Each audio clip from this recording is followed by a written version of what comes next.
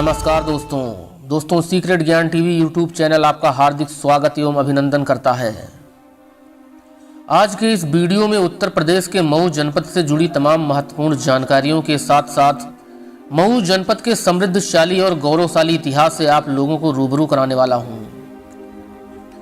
Video के अंत में मऊ जनपद के तमाम पवित्र पर्यटन स्थलों की दुर्लभ जानकारियों के साथ साथ उन स्थानों की शेयर भी कराऊंगा जिनका बीते इतिहास से गहरा संबंध है, लेकिन बहुत से लोगों को इन स्थानों के बारे में सही जानकारी नहीं है।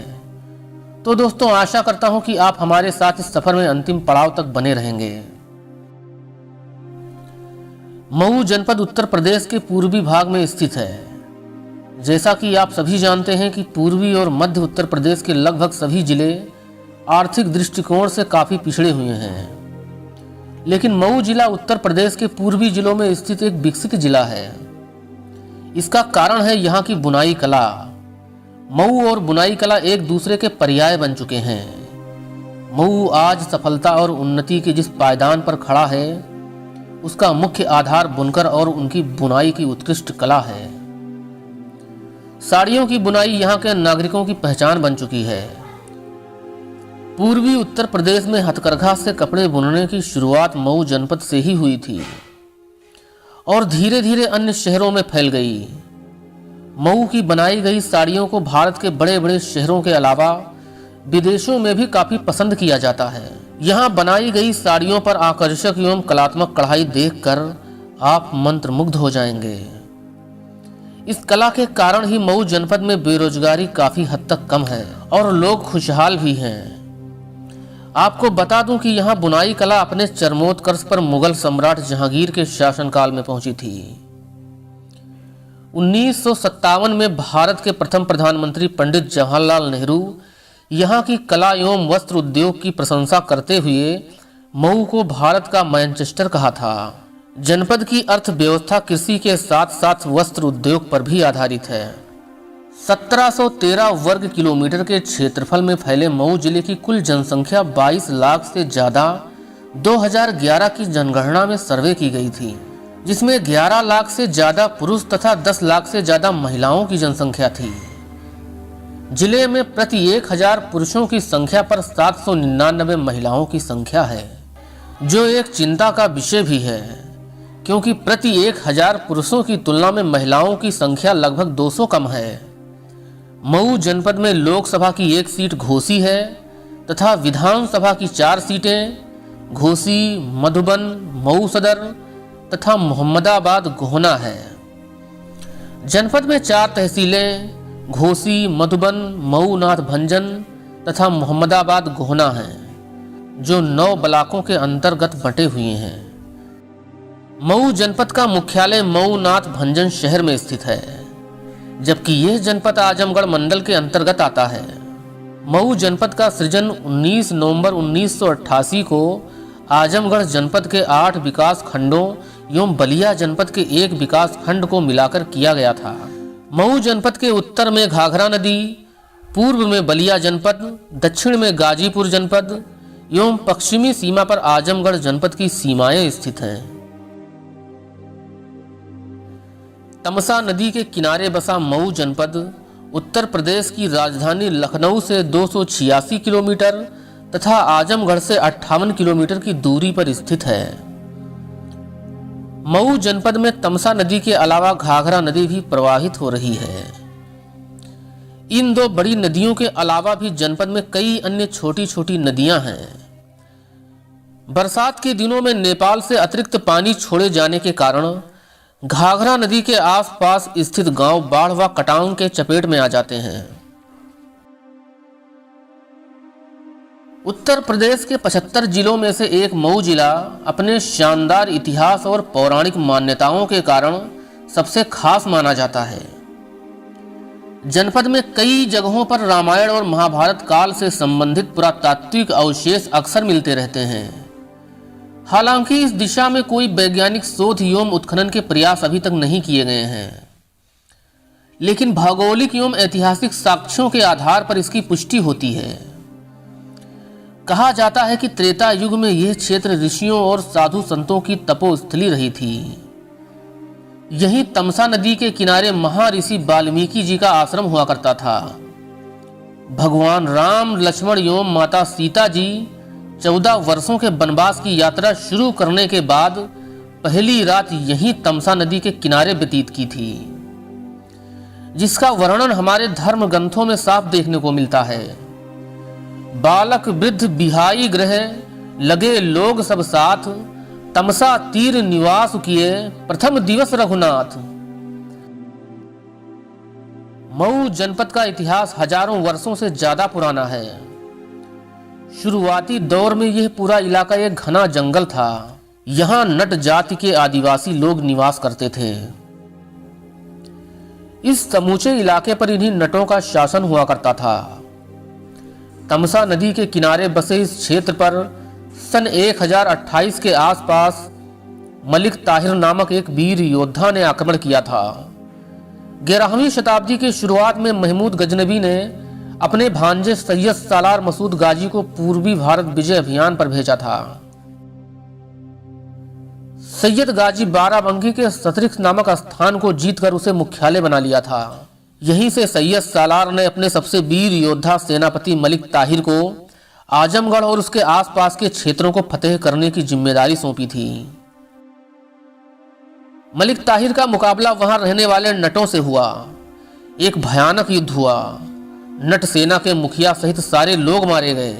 मलिक ताहिर की जीत हुई, इसलिए इस क्षेत्र को मऊ नट भंजन कहा गया, जो आगे चलकर मऊ नाथ भंजन हो गया। मऊ के नामकरण को लेकर विद्वानों में और कई मत हैं। कुछ विद्वान इसे संस्कृत शब्द मयूर का अपभ्रंश मानते हैं, तो कुछ विद्वान इसे टर्की भाषा का शब्द मानते हैं। टर्की भाषा में मऊ शब्द का अर्थ होता है पड़ाव या छावनी। मऊ शब्द अन्य स्थानों के नाम के पीछे भी जुड़ा हुआ है, लेकिन वहां उसका मतलब उस स्थान से ही होता है, जैसे फाफा मऊ और जार्ज मऊ। अब आप ही कमेंट में बताएं कि आपको कौन सा मत सबसे सटीक लगता है। इस इलाके पर अपना अधिकार करने के बाद मलिक ताहिर ने चौक के पास अपना मुख्यालय स्थापित किया, जो आज भी मलिक ताहिरपुरा के नाम से जाना जाता है। भारतीय उपमहाद्वीप में मुगलों की सत्ता स्थापित होने के बाद यह संपूर्ण क्षेत्र जौनपुर के शर्की शासकों के अधीन हो गया था। मुगल बादशाह हुमायूं को पराजित कर शेर शाह सूरी नामक एक अफगानी दिल्ली की गद्दी पर बैठ गया था। 1540 और 1545 के मध्य शेर शाह सूरी मऊ के मधुबन के पास स्थित दरगाह में रह रहे सूफी संत मीर शाह से मिलने आए थे। सन 1629 मुगल बादशाह शाहजहां के शासनकाल में यह क्षेत्र बादशाह की पुत्री जहांआरा को मिल गया था। जहांआरा ने यहां तमाम भवनों और इमारतों का निर्माण करवाया। कहा जाता है कि बेगम जहांआरा ने अपने भाई औरंगजेब के नाम पर एक नया मोहल्ला औरंगाबाद की स्थापना की थी और अपने नाम पर मऊ नाथ भंजन को बदलकर जहानाबाद नाम किया था, लेकिन जहानाबाद ज्यादा प्रसिद्ध नहीं हो सका और इस क्षेत्र का नाम मऊ नाथ भंजन ही रहा। 18वीं शताब्दी में आजमगढ़ और मऊ नाथ भंजन ईस्ट इंडिया कंपनी के अधीन हो गया था और तब यह पूरा क्षेत्र गोरखपुर जनपद में शामिल किया गया था। सन 1932 में आजमगढ़ एक स्वतंत्र जिला बना, जो आजादी के बाद 1988 तक कायम रहा। इसके बाद इसी जनपद का कुछ हिस्सा लेकर 19 नवंबर 1988 को एक नया जिला मऊ बनाया गया। आजादी की लड़ाई में इस क्षेत्र के लोगों ने बढ़ चढ़कर हिस्सा लिया था। यहाँ के क्रांतिकारियों के बलिदान की कहानी प्रदेश और देश के बाहर भी गैर मुल्क के लोगों को रोमांचित करती है। 1857 की प्रथम स्वतंत्रता संग्राम के समय मधुबन तहसील के दो वीर सपूत हरक सिंह एवं हुलास सिंह अंग्रेजों को लोहे के चने चबुआ दिए थे। हालांकि बाद में अंग्रेजों ने इन्हें सरेआम चौराहे पर पेड़ पर फांसी पर लटका दिया था। फिर भी लोगों का संघर्ष जारी रहा। 15 अगस्त 1942 के दिन मधुबन में ही 13 क्रांतिकारियों को अंग्रेजों ने शहीद कर दिया। इस घटना से आम लोगों में और भी आक्रोश व्याप्त हो गया। आगे चलकर यह कांड आजादी की लड़ाई में मील का पत्थर साबित हुआ। पूरे देश में इस कांड की निंदा की गई। महात्मा गांधी द्वारा किए जा रहे आंदोलनों में पूरा क्षेत्र शामिल होता गया। अंग्रेजों को आखिरकार मऊ से ही नहीं बल्कि पूरे भारत से भागने पर मजबूर होना पड़ा। आज़ादी मिले 70 सालों से ज़्यादा समय हो गया है, लेकिन हम लोगों के दिलों में आज़ादी के उन वीर सपूतों की अलख आज भी जल रही है और हमेशा ही जलती रहेगी। आप हमें कमेंट में बता सकते हैं अपने जिले के स्वतंत्रता संग्राम सेनानियों के नाम जिन्हें आप जानते हैं। दोस्तों, अब आप जानेंगे मऊ जनपद के सभी धार्मिक, ऐतिहासिक और दर्शनीय स्थानों के बारे में। तो आइए आपको सीधे लेकर चलते हैं इन स्थानों के सफर पर। वीडियो को लाइक जरूर करें और यदि हमसे जुड़ना चाहते हैं तो चैनल को सब्सक्राइब करके बेल आइकन को दबा लें। देई माई का मंदिर। मऊ जनपद के सिरियापुर नामक स्थान पर देई माई का एक बहुत प्राचीन मंदिर है। इस मंदिर के अंदर सती माता की हाथी पर सवार एक प्रतिमा रखी है। यहाँ आने वाले सभी श्रद्धालुओं की मनोकामना पूरी होती है। यहाँ प्रत्येक मंगलवार एवं रविवार को श्रद्धालुओं की भीड़ रहती है। बन देवी का मंदिर। मऊ जनपद मुख्यालय से लगभग 12 किलोमीटर दूर दक्षिण दिशा में जगत जननी माता सीता का एक प्रसिद्ध मंदिर है। इसे बन देवी मंदिर के नाम से भी जाना जाता है।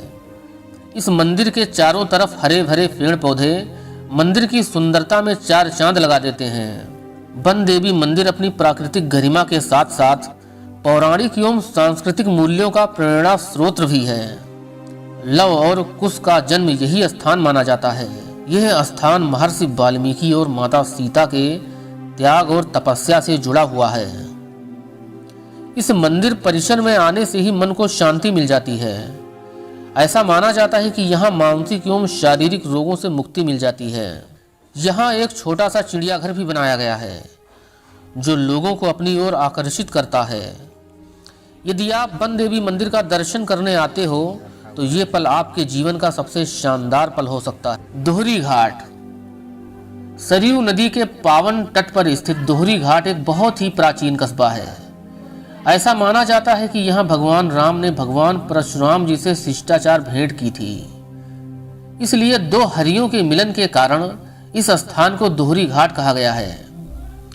यही भगवान शिव की एक प्राचीन मंदिर है जिसे भगवान राम ने स्थापित करवाया था। इस मंदिर को गौरी शंकर मंदिर के नाम से जाना जाता है। बौद्ध विहार गोठा। इस स्थान पर महात्मा बुद्ध ने लोगों को उपदेश दिया था, इसलिए यह बौद्ध धर्म को मानने वाले लोगों का एक पवित्र तीर्थ स्थल है। शीतला माता मंदिर। प्रसिद्ध शीतला माता जी का यह मंदिर मऊ शहर में स्थित है। यहाँ अन्य देवी देवताओं के भी कई मंदिर स्थित हैं। देवलास। यह जनपद का प्रमुख पौराणिक व ऐतिहासिक स्थल है। यह पवित्र भूमि महर्षि देवल की तपोभूमि रही है। यहाँ हर साल एक मेले का आयोजन होता है। यहीं भगवान राम ने सूर्य देवता का एक मंदिर स्थापित किया था। बाद में इस मंदिर का निर्माण तत्कालीन राजाओं ने कराया था। पूरे देश में सूर्य देवता के 5 मंदिर हैं। देवलास का सूर्य मंदिर उनमें से एक है। देवलास हिंदू धर्म के मानने वाले लोगों के लिए एक पवित्र धाम माना जाता है। अगर आप मऊ जनपद में कभी घूमने आना चाहते हैं तो सड़क मार्ग और रेल मार्ग दोनों विकल्प मौजूद हैं। कुछ ऐसे स्थान भी मऊ जनपद में हैं जहां आना आपके जीवन का सबसे सुखद अनुभव हो सकता है, जैसे पांडवों से संबंधित खुरहट, ख्वाजा मलिक ताहिर की दरगाह, शिव मंदिर जिसे महाराजा पिथौरागढ़ ने बनवाया था, जामा मस्जिद कोपागंज, बेलौली धाम, दोहरी घाट, मुक्ति धाम, निधियाओं का अष्टभुजी मंदिर, मिर्ची मस्जिद, शाही कटरा मस्जिद, सैयद मीर शाह की दरगाह, परहेजी बाबा की मजार, ऐतिहासिक गांव सूरजपुर आदि। अगर देखा जाए तो मऊ जनपद का एक एक गांव का बीते इतिहास से गहरा नाता रहा है। इसलिए मऊ जनपद में रहना एक गर्व की बात है। यदि आप मऊ जनपद में रहते हैं तो कमेंट में अपने तहसील का नाम जरूर बताएं और अपने जनपद की विशेषताओं को दूर दूर तक फैलाने के लिए वीडियो को ज़्यादा से ज़्यादा शेयर करें और हमसे जुड़े रहने के लिए हमारे चैनल को सब्सक्राइब करें और बेल आइकन को भी दबा दें।